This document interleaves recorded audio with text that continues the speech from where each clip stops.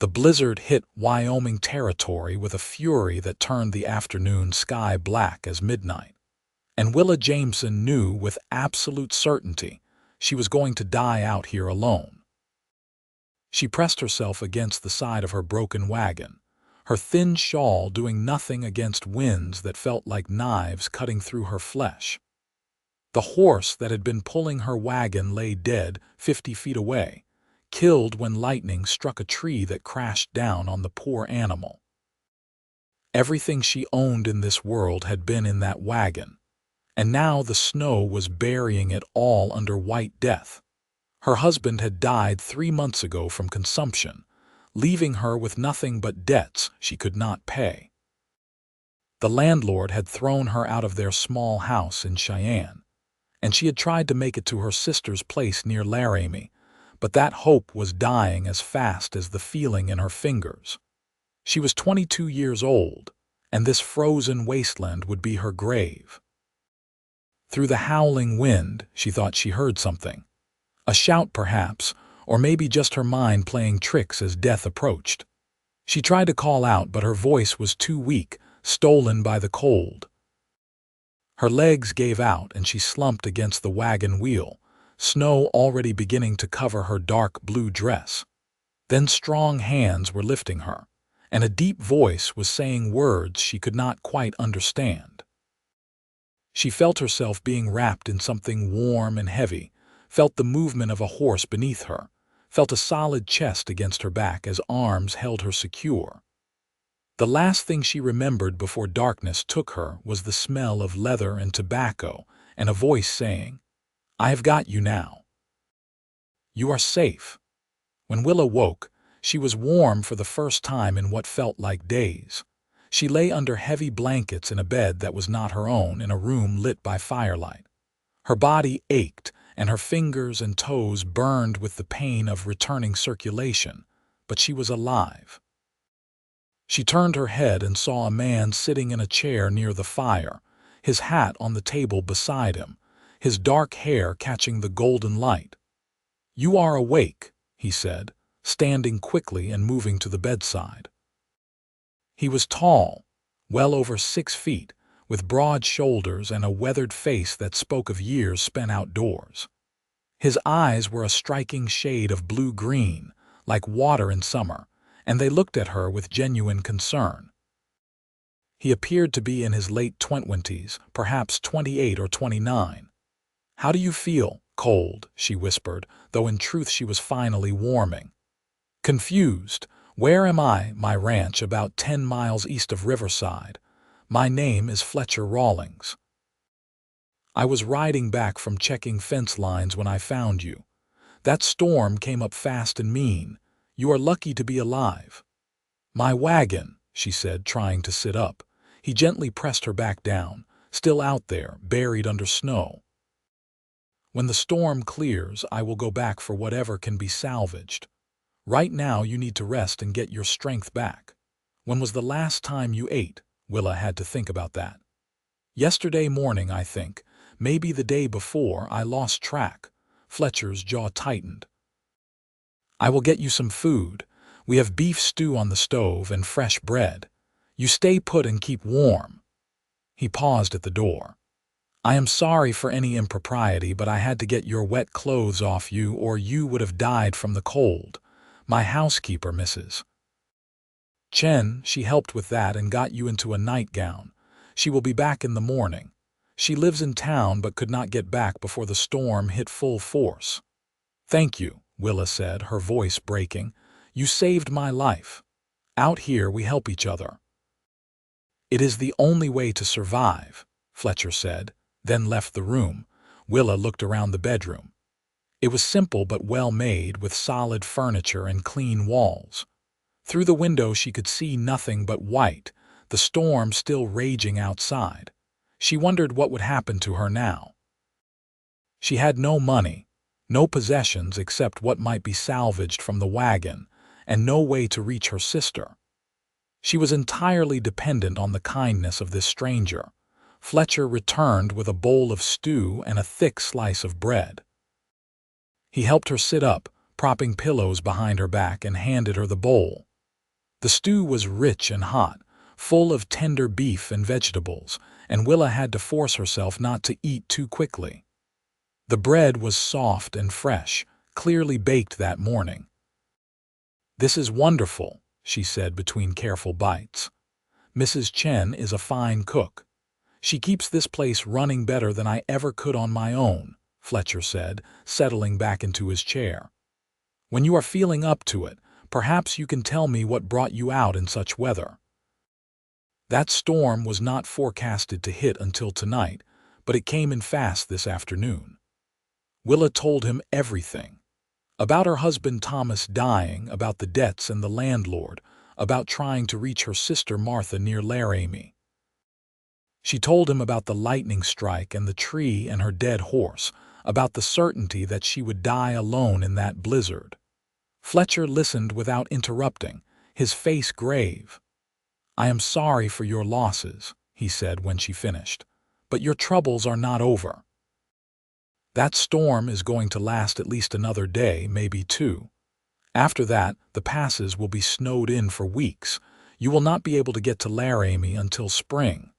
Willa felt her heart sink. "I have no money to pay you for staying here. I have nothing at all." Fletcher was quiet for a long moment, looking at her with those remarkable eyes. Then he leaned forward, his hands clasped between his knees. "I have a proposition for you if you will hear it. I am listening. This ranch, it is a good size. 2,000 acres, about 300 head of cattle, good water rights. But it is too much for one man to handle alone, even with hired hands. Mrs. Chen comes daily to cook and clean, but she has her own family in town. The house needs a woman's touch, needs someone here full time. What I am saying is, if you need a place to stay through the winter, you have one here. You can help with the house, with the cooking, with keeping the books. In exchange, you have a roof over your head, food in your belly, and safety. When spring comes, if you want to go to your sister, I will take you there myself. But if you want to stay, there will always be a place for you here." Willa stared at him, hardly daring to believe what she was hearing. "You would do that for a complete stranger?" "My mother always said we are only strangers until we choose to be neighbors. Besides, it is a fair trade. You need help, I need help. We can help each other." Fletcher stood up. "You do not have to decide tonight, think on it, but know that the offer is genuine." "I accept," Willa said immediately. "I would be a fool to refuse such kindness." "Then you have a home here now," Fletcher said simply, "for as long as you need it."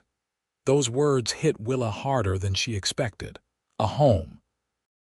She had lost so much in the past months, had felt so adrift and alone, and now this cowboy she had known for mere hours was offering her exactly what she needed most. Tears spilled down her cheeks before she could stop them. Fletcher looked alarmed.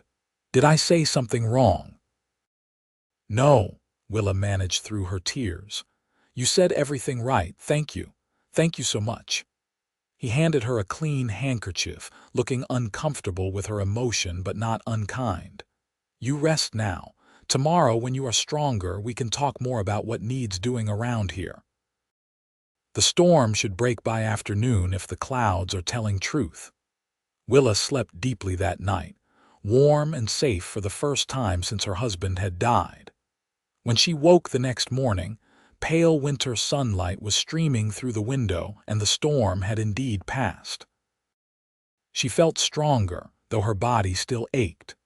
Someone had left clothes for her on the chair, a simple dress of brown wool that looked about her size, along with undergarments and thick stockings. She dressed slowly, her fingers still a bit clumsy, and made her way out of the bedroom. The house was larger than she had realized, with a main room that served as kitchen and living area, another bedroom on the opposite side, and a loft above. The furniture was solid and well made, mostly pine with a few pieces of oak. There were no decorations on the walls, no curtains on the windows, no touches that spoke of a woman's presence. Fletcher was at the stove frying eggs and bacon. He turned when he heard her and smiled. "Good morning. You have got some color back in your cheeks. That is a good sign. Sit down and I will get you some breakfast." "I can help," Willa said, but he shook his head. "Not today. Today you rest and recover. Tomorrow you can start earning your keep if you are feeling up to it." The breakfast was simple but good, and they ate together at the wooden table. Fletcher told her about the ranch, how he had bought it 5 years ago when he was 24, fresh from working cattle drives up from Texas. He had built it up from almost nothing, adding to the herd each year, improving the buildings, securing water rights that made the land valuable. "Why have you not married?" Willa asked, then immediately regretted the forward question. "I am sorry, that is not my business." "It is a fair question, given you will be living here," Fletcher said easily. "I suppose I never found the right woman. The few women in Riverside are mostly already spoken for, and I am out here most of the time. Hard to court someone when you are checking cattle or mending fences. I always figured the right person would come along when the time was right." "And you are not worried about what people will say, having an unmarried woman living in your house?" Fletcher shrugged. "People will talk no matter what we do, but Mrs. Chen will be here most days, and anyone who knows me knows I am an honorable man. Your reputation will be safe. I give you my word on that." After breakfast, Fletcher bundled up and headed out to check on the animals and see about retrieving what he could from Willa's wagon. Willa spent the day exploring the house, taking stock of what was there. The kitchen was well equipped but disorganized, with supplies scattered haphazardly. The main room needed a thorough cleaning, and the bedroom Fletcher had given her, which she learned had been his parents' room before they passed, needed fresh linens and airing out. When Mrs. Chen arrived around noon, Willa met the woman who had helped save her life. Mrs. Chen was short and round, probably in her 50s, with kind eyes and quick movements. She spoke English with an accent but was easy to understand. "You look much better than yesterday, Mrs. Chen said, setting down her basket of supplies. "Yesterday you looked like ghost, today you look like person again." "Thanks to you and Mr. Rawlings," Willa said. "I understand you helped care for me, of course. You were frozen solid, nearly dead. We get you warm, get you dry. Now you live here and help Mr. Fletcher. Is good. He needs someone. This house needs woman to make it home, not just building."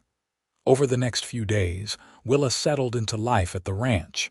Her strength returned quickly, and she threw herself into the work. She reorganized the kitchen, making it more efficient. She cleaned every corner of the house, scrubbing floors and washing windows. She took over the cooking, giving Mrs. Chen more time to focus on other tasks. She mended Fletcher's clothes, which were in desperate need of repair. She discovered he kept the ranch books, but his handwriting was barely legible. So she began transcribing his notes into neat columns. Fletcher was surprised and pleased by the changes. He had not realized how much he had been struggling to keep up with everything until someone was there to help.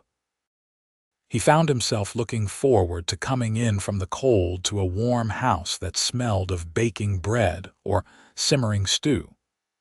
He enjoyed sitting at the table in the evening while Willa worked on the books, her head bent over the ledger in concentration. She was beautiful. He had noticed that from the first, but she was also smart and capable and not afraid of hard work. She had a quick smile despite the hardships she had endured, and a laugh that was like music. He caught himself watching her sometimes, admiring the way the firelight caught in her honey-colored hair, the graceful movements of her hands as she worked. But she was a widow, still grieving, and she was under his protection. Fletcher was determined to be a gentleman. No matter how much he found himself drawn to her, Willa was having similar thoughts about Fletcher. She had loved her husband Thomas, but their marriage had been practical more than passionate. They had been fond of each other, comfortable together, but there had not been fire between them. With Fletcher, she felt something different, something that both excited and frightened her. The way he smiled at her over breakfast made her heart beat faster. The sound of his voice when he came in from outside made her pulse quicken. When their hands accidentally touched while passing dishes at dinner, she felt a spark that went through her whole body. She told herself it was too soon, that she should still be in mourning, that she was confusing gratitude with affection. But as the days turned into weeks, she could not deny what she was feeling. 2 weeks after the storm, Fletcher saddled up his horse and rode out to where Willa's wagon had been. The snow was still deep, but he managed to dig out most of what remained. Much was ruined, but he found a few items worth saving. A small trunk with some clothes and personal items, a photograph of Willa and her late husband in an ornate frame, some books, a quilt. He loaded everything onto his pack horse and brought it back to the ranch. Willa was grateful but also sad when she saw the photograph. She held it carefully, looking at the young man frozen in time beside her younger self. "He was a good man," she said quietly. "He deserved a longer life." "I am sure he was," Fletcher said, "and I am sure he would want you to go on living to be happy." "I think he would," Willa agreed. She set the photograph on the dresser in her room, then turned back to Fletcher. "Thank you for going back for these things. It means more than you know." Christmas came and went quietly. Mrs. Chen brought a small pine tree and some decorations, and Willa made the house festive. She baked cookies and pies, and Fletcher brought in a goose for their Christmas dinner. They exchanged small gifts. She gave him a new shirt she had sewn from fabric Mrs. Chen had brought from town, and he gave her a beautiful shawl of soft blue, he had ordered from the general store. "It matches your eyes," he said when she unwrapped it, and then seemed embarrassed by his own words. "It is beautiful," Willa said, wrapping it around her shoulders. "I will treasure it." That night, after Mrs. Chen had gone home and the house was quiet, Fletcher and Willa sat by the fire talking. They had fallen into this habit, these evening conversations where they shared stories of their lives, their hopes, their fears. Willa told him about growing up in Ohio, about her parents who had died when she was young, about her sister Martha, who was 4 years older and had always looked after her. Fletcher told her about his parents who had died in a cholera outbreak when he was 21, about his time on the cattle drives, about his dream of building something lasting on this land. "You ever get lonely out here?" Willa asked. "Sometimes," Fletcher admitted. "Especially in winter when the work slows down and the nights are long. But it has been better this year, having you here. The house feels alive now, not just empty spaces I walk through." "I know what you mean," Willa said softly. "After Thomas died, I felt so alone even when I was surrounded by people. But here, with you, I feel like I have found something I did not even know I was looking for." Their eyes met across the firelight, and the air between them seemed to crackle with unspoken words. Fletcher stood up abruptly. "I should check on the horses one more time before bed." He practically fled outside, and Willa sat there wondering if she had said too much. But she had meant every word. She was falling in love with Fletcher Rawlings, and she was almost certain he felt the same way. The question was what they would do about it. January brought bitter cold and heavy snows. The ranch work was minimal during this time, just feeding the animals and keeping them healthy. Fletcher spent more time in the house, and the closeness was both wonderful and torturous for both of them. They danced around their feelings, neither quite brave enough to voice what was growing between them. One afternoon, Mrs. Chen arrived with news from town. "There was a man asking about you," she told Willa, "at the general store. He was asking if anyone had seen a woman matching your description, said he had business with you. Willa felt a chill that had nothing to do with the weather. Did he give a name? Mr. Thornton, I think. The storekeeper said he seemed very interested in finding you. Who is he? Fletcher asked, noticing Willa had gone pale. My late husband's creditor, Willa said, her voice tight. He was the one who took our house, our belongings. I thought that was the end of it, but apparently Thomas owed him more than I knew. He must have tracked me from Cheyenne. What kind of debt are we talking about? Fletcher asked. I do not know exactly. When I left Cheyenne, Mr. Thornton said I still owed $500, but I had no way to pay. I thought if I left, if I was gone, he would forget about it. I should have known better. Fletcher's jaw was tight. A man cannot pursue the widow for a dead man's debts. That is not legal. Legal does not always mean much when you are poor and alone, Willa said bitterly. Mr. Thornton is a powerful man. He has friends in the territorial government. He will find a way to force me to pay, even if it means putting me in debtor's prison or worse. Not while I am here to stop him, Fletcher said firmly.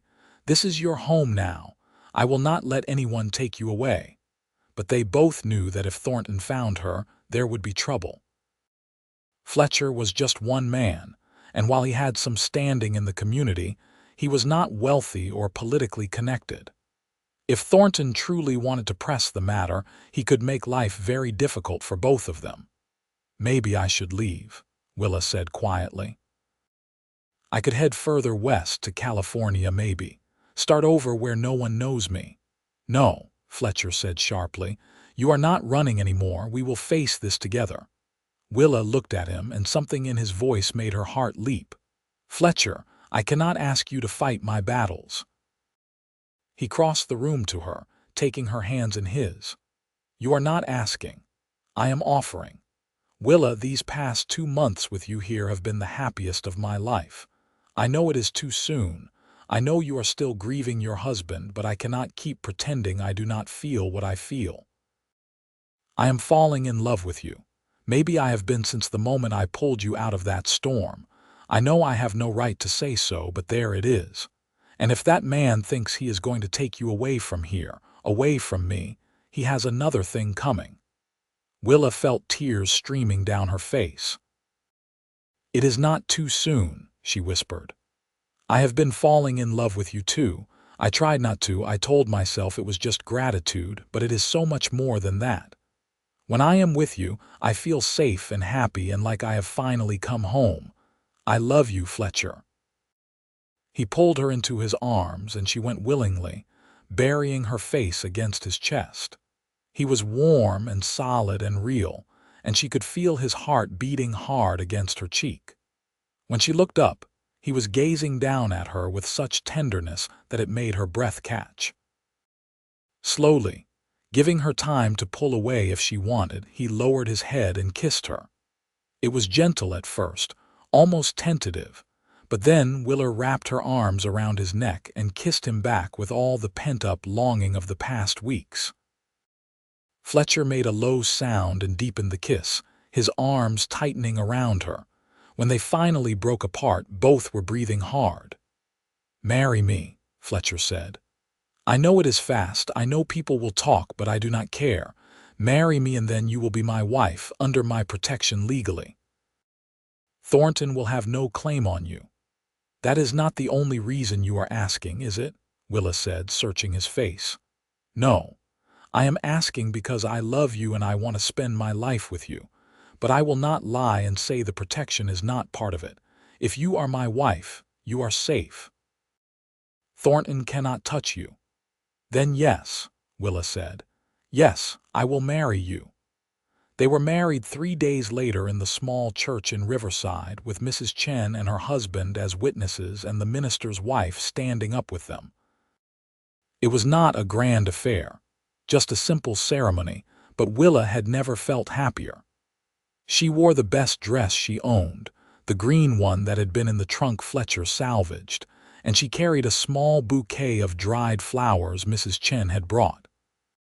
Fletcher wore his best suit, his hair neatly combed, his eyes never leaving Willa's face.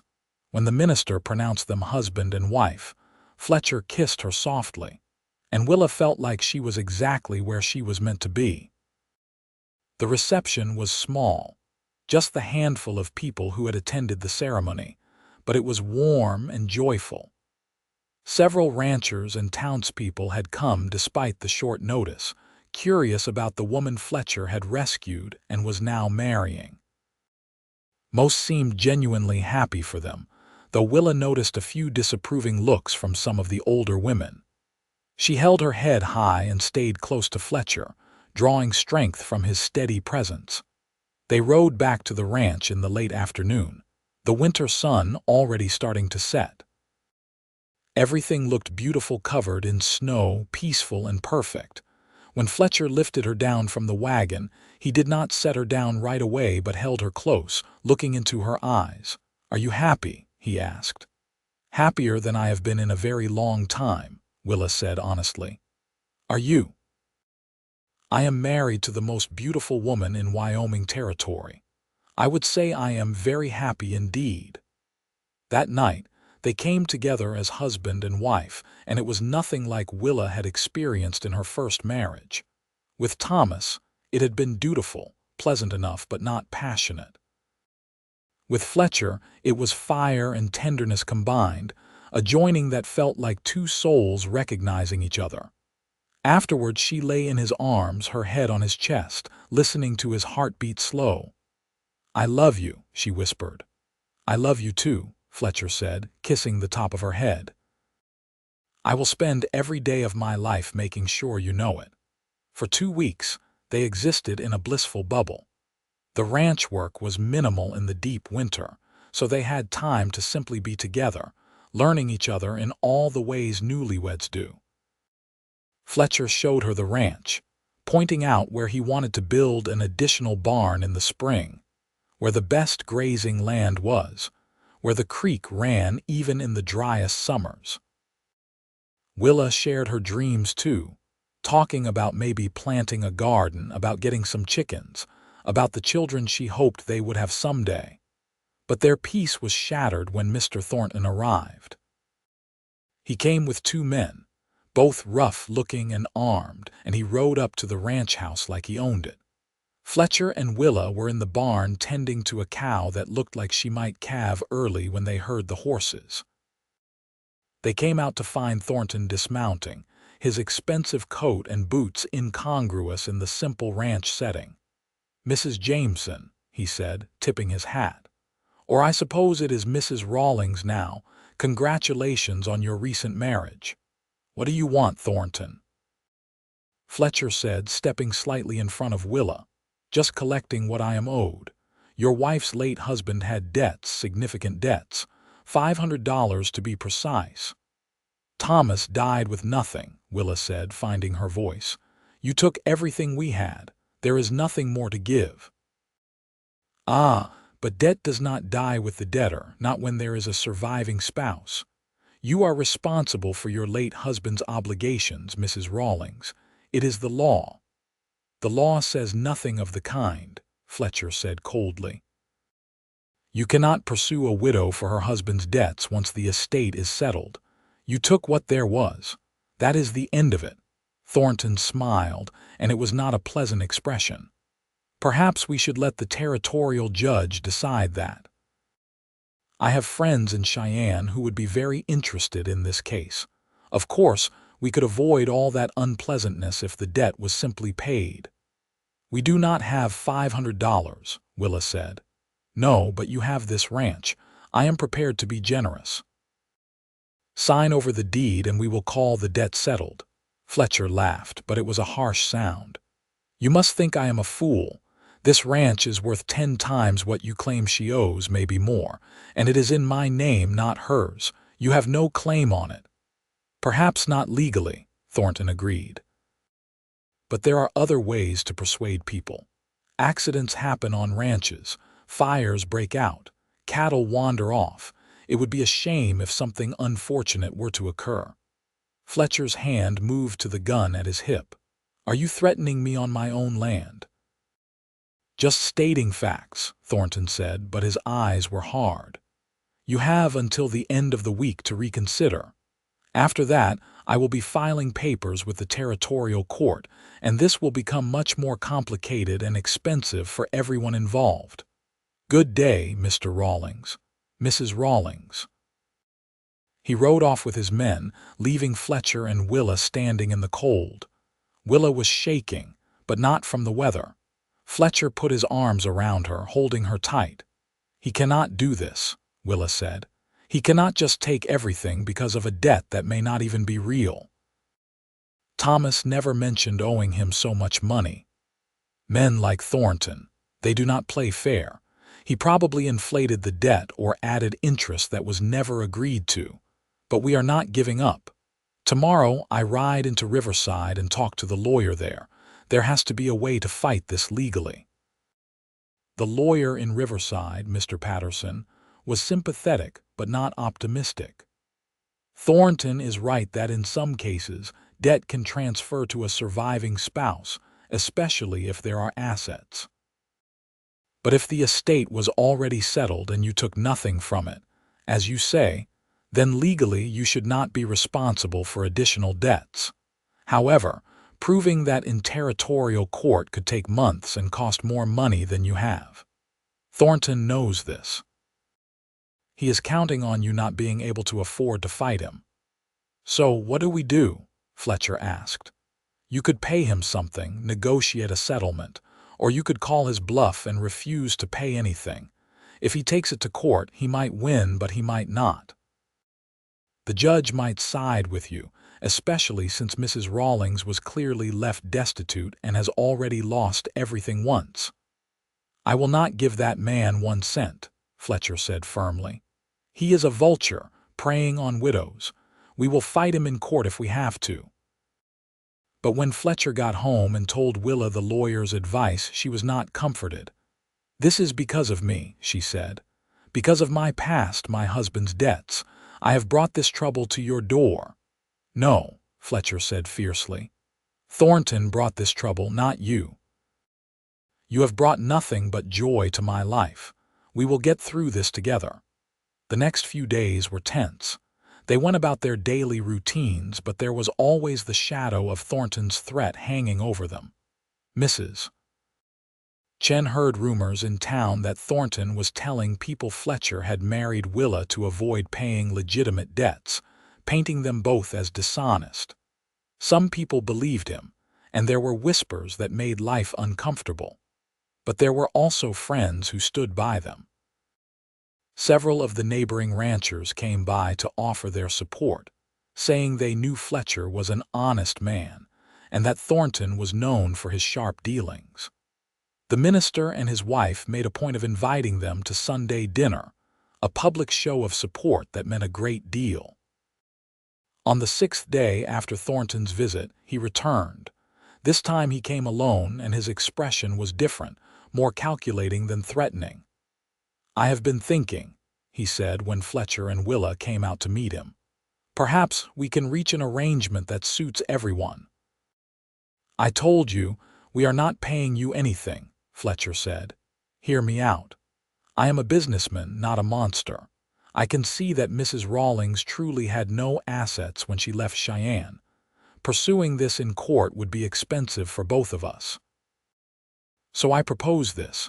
Pay me $100, and I will forgive the rest of the debt and provide a legal document stating the matter is settled in full. Fletcher and Willa exchanged glances. $100 was still a significant sum, but it was far better than $500, and it would end the matter definitively. How do we know you will honor this agreement? Fletcher asked. Because I will have Mr. Patterson, your lawyer, draw up the papers. It will be legal and binding. I am tired of chasing this debt, Mr. Rawlings. I want to close the books on it and move on. $100 and we are done. It was still extortion, but it was a way out. Fletcher considered for a long moment, then nodded. Give us 2 weeks to raise the money. We will meet you at the lawyer's office with the payment, and you will sign the release. Done, Thornton said, and rode away. Getting $100 together in 2 weeks in the middle of winter was not easy, but Fletcher was determined. He sold some cattle to a buyer in Laramie at a lower price than he would have liked, but it was necessary. He sold his father's pocket watch, a treasured possession, to a collector in Cheyenne. Willa contributed the few pieces of jewelry she had left. Together, they managed to scrape together the required sum. 2 weeks later, they met Thornton at Mr. Patterson's office. The lawyer had prepared the documents as promised, stating clearly that upon payment of $100, all debts owed by or through Thomas Jameson were considered paid in full, and that neither Willa nor her current husband Fletcher Rawlings had any further obligation. Thornton signed the papers without argument, took the money, and left. "It is over," Mr. Patterson said, handing Willa her copy of the release. "Keep this safe. If he ever tries anything again, this document protects you." Walking out of that office, Willa felt like a huge weight had been lifted from her shoulders.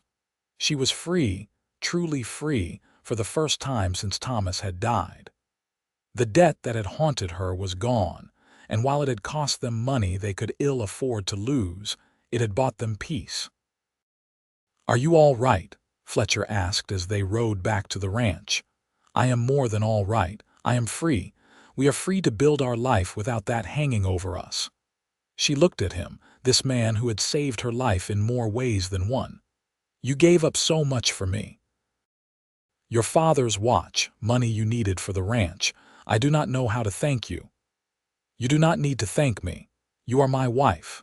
What hurts you hurts me, and what helps you helps me. We are partners in this life, Willa. Everything I have is yours, and everything you have is mine. That is what marriage means." She kissed him right there on the main road, not caring who might see, pouring all her love and gratitude into that kiss. When they finally broke apart, Fletcher was smiling. "We should probably get home before we scandalize the good people of Riverside any further," he said, but his eyes were warm and full of love. Winter slowly gave way to spring.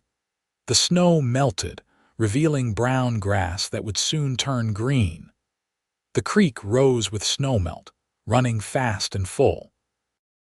The cattle that had survived the winter looked thin but healthy, and new calves began appearing. The ranch came back to life, and so did Fletcher and Willa. They worked side by side from dawn until dusk, repairing winter damage, moving cattle to fresh grazing, planning improvements. Willa planted a large garden, something she had always wanted to do, and Fletcher built her a hen house and brought home 24 chickens from a farmer near Laramie. They talked about their future, about building a bigger house someday, about the family they wanted to create. In late April, Willa realized she had missed her monthly courses twice. At first she thought it was just stress from the situation with Thornton, but when she began feeling ill in the mornings and her breasts became tender, she knew. She was pregnant. She told Fletcher one evening after supper, simply and directly, "I am going to have a baby." He stared at her for a long moment, and then a smile spread across his face so wide and joyful that it made her laugh. He swept her up in his arms, spinning her around the kitchen. "We are going to have a baby. Willa, this is wonderful. Are you happy? Are you all right? Do you need to see a doctor?" "I am happy, I am fine, and yes, I should see a doctor, but there is time. I am only about 2 months along, I think. The baby will come in late fall, probably November." Fletcher was overflowing with plans and concerns. He insisted she rest more, that she not lift heavy things, that she take care of herself. Willa found his protectiveness endearing if a bit overwhelming. She was pregnant, not made of glass, but she understood his worry. They both wanted this child so much. Mrs. Chen was delighted by the news and immediately began planning, talking about what the baby would need, offering to sew clothes and blankets. Several of the ranch wives came by to offer advice and congratulations, and gradually even those who had been cool toward Willa warmed up. A pregnant woman was harder to judge harshly, and it was clear that Fletcher and Willa were genuinely happy together. As summer arrived, Willa bloomed. Her figure began to change, her belly rounding in a way that made Fletcher's eyes go soft every time he looked at her. He would rest his hand on her stomach in the evening, hoping to feel the baby move. When the first flutters came in late June, Willa pressed his hand more firmly against her, and they waited together until he felt it too, the tiny movements of their child. "That is our baby," he said in wonder. "Our son or daughter, alive and moving in there." "I hope the baby has your eyes," Willa said. "That beautiful blue-green color." "I hope the baby has your smile and your kind heart," Fletcher replied. They fell asleep that night with his arm around her and his hand resting protectively on her growing belly, both of them dreaming of the future. The summer was busy with ranch work, but Fletcher hired 2 additional hands to help so Willa would not have to do heavy labor. She focused on the house, the garden, and preparing for the baby's arrival. She sewed tiny gowns and blankets, soft and white. Fletcher built a beautiful cradle from oak, carving it carefully and sanding it smooth so there would be no splinters. Mrs. Chen organized a small gathering of the ranch wives, and they came with gifts of clothes and advice. Willa wrote to her sister Martha, telling her about her marriage, about the baby, about how happy she was. Martha's reply came in August, full of joy and relief. She had been so worried after hearing about Thomas's death and Willa's disappearance from Cheyenne. She was thrilled that Willa had found happiness again and made Willa promise to bring the baby to visit as soon as it was feasible. "Maybe next spring," Fletcher said when Willa read him Martha's letter. "When the baby is old enough to travel safely. I would like to meet your sister." "She will love you," Willa said confidently. How could she not? As autumn arrived and the leaves turned gold and red, Willa grew larger and more uncomfortable. She could no longer see her feet, and getting up from a chair required effort. But she had never been happier. She loved her life on the ranch, loved the rhythm of the days, loved working alongside Fletcher to build something lasting. "You ever regret it?" she asked him one evening in late October. They were sitting on the porch watching the sunset, something they did most evenings when weather permitted. "Marrying me so quickly, taking on all my problems." Fletcher took her hand, threading his fingers through hers. "Not for one single moment. Finding you in that storm was the best thing that ever happened to me. You are the best thing that ever happened to me, you and this little one." He touched her belly gently. "I love you, Willa. I will love you until the day I die and beyond." "I love you too," she said, tears pricking her eyes. Pregnancy made her emotional, but these were happy tears. "Thank you for giving me a home when I had nowhere to go. Thank you for loving me." "You have a home here always," Fletcher said. "For as long as you want it." "Then I want it forever," Willa replied. The baby came on a cold night in early November, 3 weeks before Willa's expected time. Fletcher had ridden into Riverside to fetch the doctor that afternoon when Willa's pains began, and Dr. Morrison arrived just in time. Mrs. Chen was there too, helping and reassuring as Willa labored through the long night. It was hard, harder than Willa had expected, and there were moments when she was frightened. But Fletcher was there, holding her hand, wiping her forehead with a cool cloth, telling her how strong she was, how brave, how much he loved her. And when the sun rose on a new day and the baby finally came, crying loudly and healthy, all the pain was forgotten. "It is a boy," Dr. Morrison announced, placing the cleaned and wrapped infant in Willa's arms. "A fine, healthy boy." Willa looked down at her son, at his tiny red face and shock of dark hair, at his perfect little fingers that wrapped around hers instinctively, and she fell in love all over again. Fletcher leaned over them both, his eyes wet with tears he did not bother to hide. "He is perfect," Fletcher whispered. "Absolutely perfect. What should we name him?" They had discussed names but never quite decided. Now, looking at her son, Willa knew. "Samuel, after your father, Samuel Fletcher Rawlings." "Samuel," Fletcher repeated, trying it out. "I like it. Hello, Samuel. Welcome to the world, son." Little Samuel proved to be a good baby, healthy and strong. He ate well and slept reasonably well, and he had his father's eyes, that distinctive blue-green that Willa had hoped for. Fletcher was a devoted father, coming in from the fields multiple times a day just to hold his son, to marvel at him. At night, when Samuel woke crying, Fletcher would often be the one to get up, changing the baby and bringing him to Willa to nurse, then walking him around the room until he settled back to sleep. "You are going to spoil him," Willa said one night, watching her husband rock their son with such tenderness. "Is that even possible? He is only 2 months old. Besides, he is my son. I am allowed to spoil him a little." Winter came again, but this time it held no terror for Willa. She was safe and warm in her home with her husband and son. The ranch was quiet during these months, giving them time to simply be a family. They celebrated Christmas with Mrs. Chen and her family, and Samuel was passed around and cooed over by everyone. As the winter wore on and Samuel grew, Willa reflected on how much her life had changed in just over a year. This time last year, she had been lost and alone, literally dying in a snowstorm with no hope. Now she had a husband she loved deeply, a beautiful son, a home, and a future full of promise. It seemed almost like a dream. "What are you thinking about?" Fletcher asked one evening. Samuel was asleep in his cradle, and they were sitting by the fire as they so often did. "How lucky I am. How grateful I am that you found me that day. Sometimes I wonder what would have happened if you had not been out checking those fence lines, if you had not heard me or seen the wagon." "Do not think about that," Fletcher said firmly. "You are here. You survived, and now we have this life together." "I know.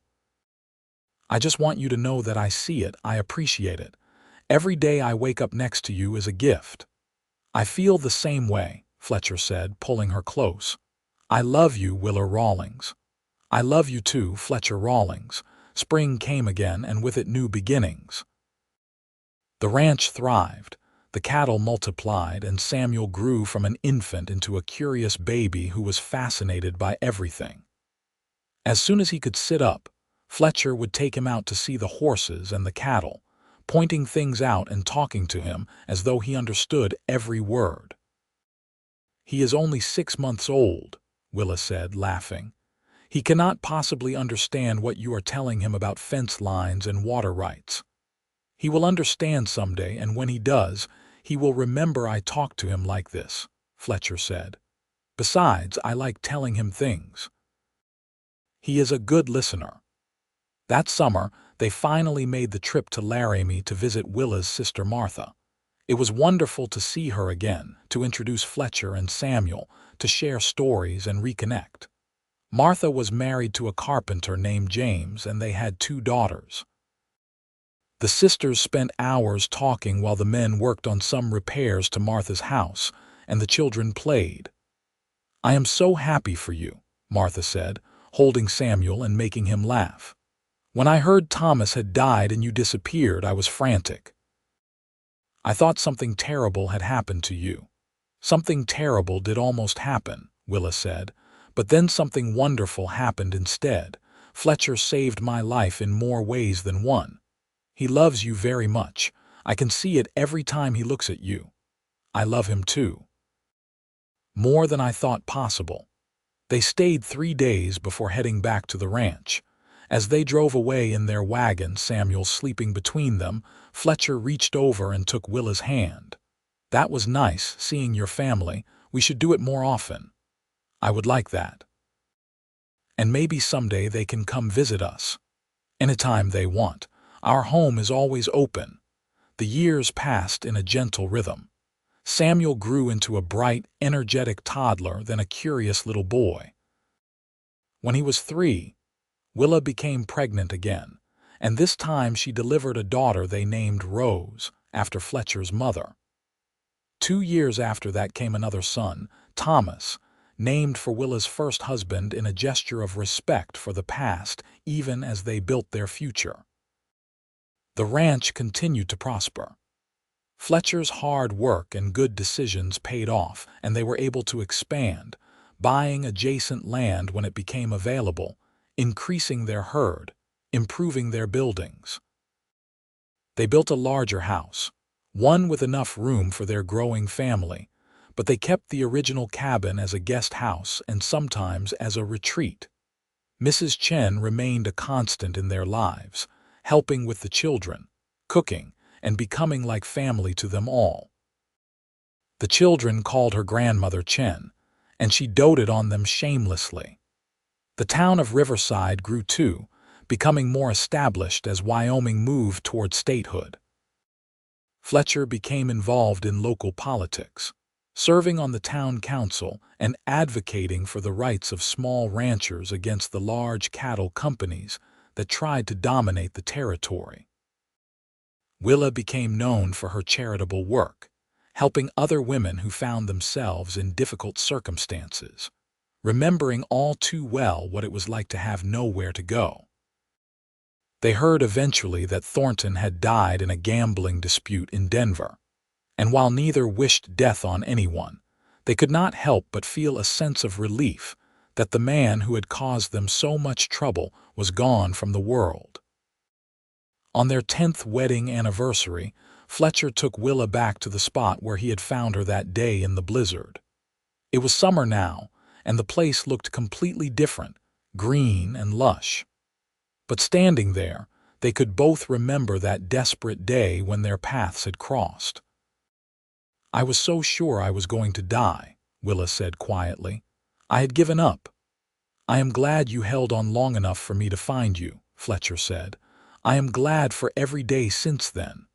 Do you remember what you said to me that first day, when I woke up and you explained I was staying at the ranch? I told you that you had a home here, that for as long as you needed it, you would always have a place with me. You gave me so much more than a home. You gave me a life, a family, a future. You gave me love."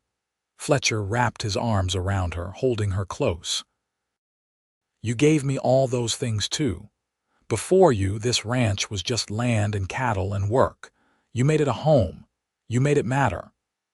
They stood there together as the sun set, two people who had found each other in the worst of circumstances and built something beautiful from it.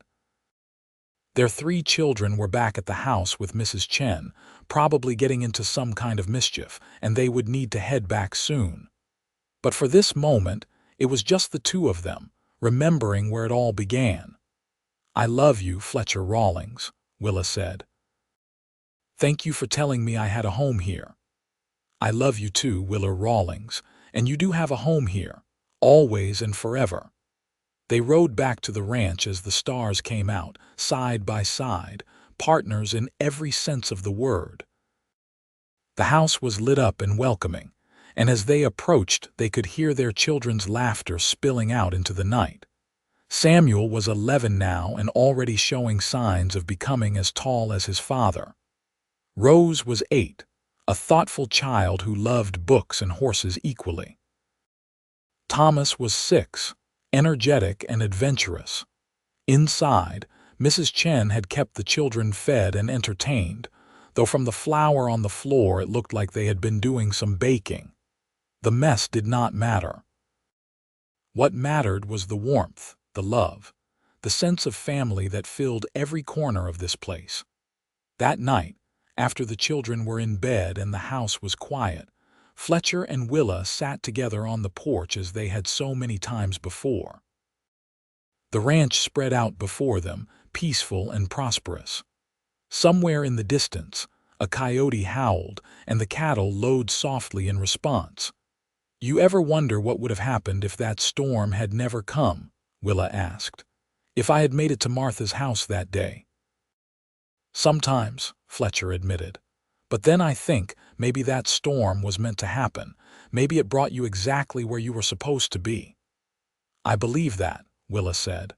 "I believe I was meant to find you or you were meant to find me. Either way, we were meant to be together." Years continued to pass, bringing both joys and sorrows as life always does. Fletcher's horse Lightning, who had carried him through the blizzard to find Willa that fateful day, eventually died of old age at 23, and Fletcher mourned him like a friend. Willa's sister Martha lost her husband to a logging accident, and Martha came to stay at the ranch for several months while she grieved and decided what to do next. Eventually, she returned to Laramie, but the sisters were closer than ever, visiting frequently and supporting each other through life's challenges. Samuel grew into a fine young man, tall and capable, with his father's sense of responsibility and his mother's compassionate heart. At 19, he began courting a girl from Riverside, the schoolteacher's daughter, and Fletcher and Willa could see that it was serious. Rose, at 16, was proving to be an exceptional horsewoman and had started training horses with a skill that surprised everyone. Thomas, at 14, was the scholar of the family, always with his nose in a book, talking about maybe going east for university someday. On a warm June evening, when they had been married for 15 years, Fletcher and Willa walked out to the meadow behind their house. The grass was long and green, and wildflowers bloomed everywhere. They sat down together, and Willa leaned against Fletcher's shoulder, comfortable in the silence that came from years of knowing each other so well. "I have been thinking," Fletcher said eventually, "about how this all started. About that storm and how scared I was that I would not reach you in time. But you did reach me in time. You saved me." "We saved each other," Fletcher corrected. "I was so lonely before you came, Willa. I did not even realize how lonely until suddenly I was not anymore. You brought life to this place. You brought joy. You gave me hope when I had none. You gave me a reason to keep going." Fletcher was quiet for a moment, then said, "I am grateful every single day that I rode out to check those fences that afternoon. I am grateful the storm made me ride that particular route. I am grateful for every moment that led to finding you. I am grateful, too, for all of it, even the hard parts, because they brought me here to you." They sat together watching the sun set, painting the sky in shades of orange and pink and gold.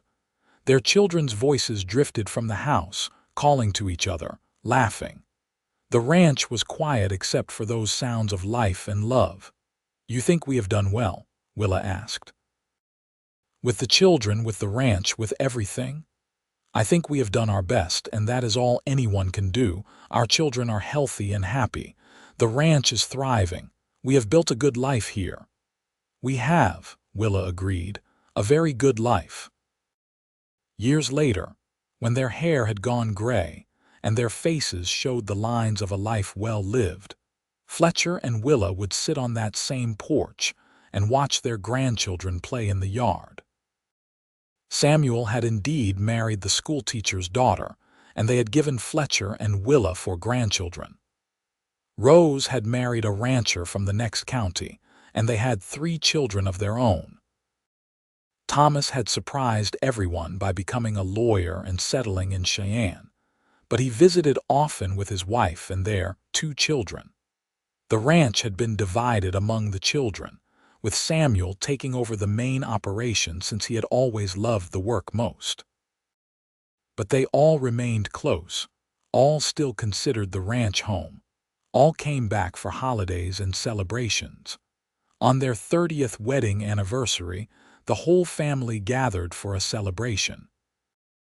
There must have been 40 people crowded into and around the ranch house that day: children, grandchildren, extended family, and friends who had become like family over the years. Mrs. Chen, now in her 80s but still sharp as ever, presided over the kitchen with the help of Willa and the younger women. At one point during the celebration, Fletcher pulled Willa aside, leading her out to the barn where they could have a moment of relative quiet. 30 years, he said, shaking his head in wonder. Sometimes it feels like just yesterday I pulled you out of that snow. Other times it feels like you have always been here, like I cannot remember what life was like before you. I know what you mean, Willa said. She was 62 now, and Fletcher was 68, but when she looked at him she still saw the strong young cowboy who had saved her life. I cannot imagine my life without you in it. You have any regrets? Willa thought about it seriously before answering. No. Not about us, not about anything we built together.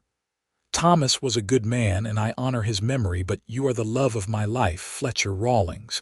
You are my home. And you are mine, Fletcher said, pulling her into his arms. He kissed her then, soft and sweet, the kiss of two people who knew each other completely and loved each other still. They walked back to the house hand in hand, ready to rejoin their family and the celebration. As they approached, they could see all the people they loved gathered together. Their children, now grown with families of their own, their grandchildren, running and playing and full of life, their friends and neighbors who had supported them through the years. We did good, Fletcher said quietly, and Willa squeezed his hand in agreement. The party went on until late, with music and dancing and stories told and retold. The grandchildren fell asleep in piles on the floor or curled up in chairs, and the adults lingered over coffee and pie, unwilling to let the evening end. Finally, when the last guests had left and the house was quiet except for the soft breathing of sleeping grandchildren, Fletcher and Willa made their way to their bedroom. They had moved back into the original house several years ago, preferring its coziness to the larger main house which Samuel and his family now occupied. "Happy anniversary, my love," Fletcher said as they prepared for bed. "Happy anniversary," Willa replied. "Thank you for 30 wonderful years." "Here is to 30 more," Fletcher said, and even though they both knew that was unlikely given their ages, the sentiment was genuine. They would treasure however much time they had left together. They fell asleep as they had every night for 30 years, wrapped in each other's arms, secure in the knowledge that they were exactly where they belonged. More years passed, bringing the inevitable changes that come with age. Fletcher's joints grew stiff, and he had to give up the hardest physical labor, though he still insisted on riding out to check on the cattle most days. Willa's eyesight faded, making it hard to do the detailed sewing she had once loved, but she took up knitting instead, making blankets for each new grandchild and great-grandchild that came along. Mrs. Chen passed away peacefully in her sleep at 87, surrounded by her own large family. Fletcher and Willa mourned her deeply, having lost someone who had been instrumental in their happiness. They made sure her children knew how much she had meant to them, how she had been there at the very beginning of their story. When Fletcher was 75, he had a spell with his heart that frightened everyone. The doctor said he needed to take it easy to slow down. Fletcher grumbled about it but complied, not wanting to leave Willa before he absolutely had to. He spent more time sitting on the porch, watching the ranch operations from a distance, offering advice when asked, but letting Samuel make the decisions. Willa, at 70, was still sharp and active, tending a small garden and keeping the house exactly as she liked it. She read to Fletcher in the evenings, books and newspapers and letters from their far-flung family. They talked about everything and nothing, comfortable in the way only people who have spent a lifetime together can be. One evening in late autumn, when the air was crisp and the leaves were turning, Fletcher said to Willa, "I want you to know something." "What is that?" "If I had my life to live over, knowing everything that would happen, all the good and all the hard parts, I would not change a single thing. Every moment has been worth it because it was with you." Willa felt tears on her cheeks. "I feel the same way. You are the best thing that ever happened to me, Fletcher Rawlings. From that first moment when you found me in the snow until right now, you have been my everything." "Promise me something," Fletcher said seriously. "Anything. If I go first, I want you to keep living. Really living, not just existing. Spend time with the children and grandchildren. Keep this ranch running. Do not stop just because I am not here."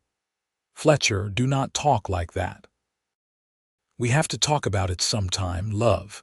We are not young anymore. I want to know that you will be all right." "I will never be all right without you," Willa said honestly, "but I promise I will keep living. I will honor your memory by living fully, by loving our family, by being grateful for every day we had together." "That is all I ask," Fletcher said, and pulled her close. Fletcher lived another 3 years, passing away peacefully in his sleep at 78 with Willa beside him. The whole family gathered for the funeral, and it seemed like half of Wyoming Territory came to pay their respects. He had been respected and loved, known as a fair man who kept his word and helped his neighbors. Willa mourned deeply, but she kept her promise. She stayed at the ranch, helping where she could, spending time with her children and grandchildren and great-grandchildren. She told stories about Fletcher, keeping his memory alive for the younger generations who had not known him as well.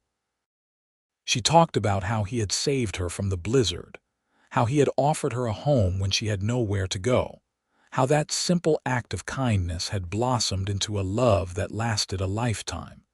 She lived another 5 years without him, years that were full despite her grief.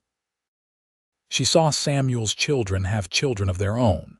She held her first great-great-grandchild, a little girl with Fletcher's distinctive blue-green eyes.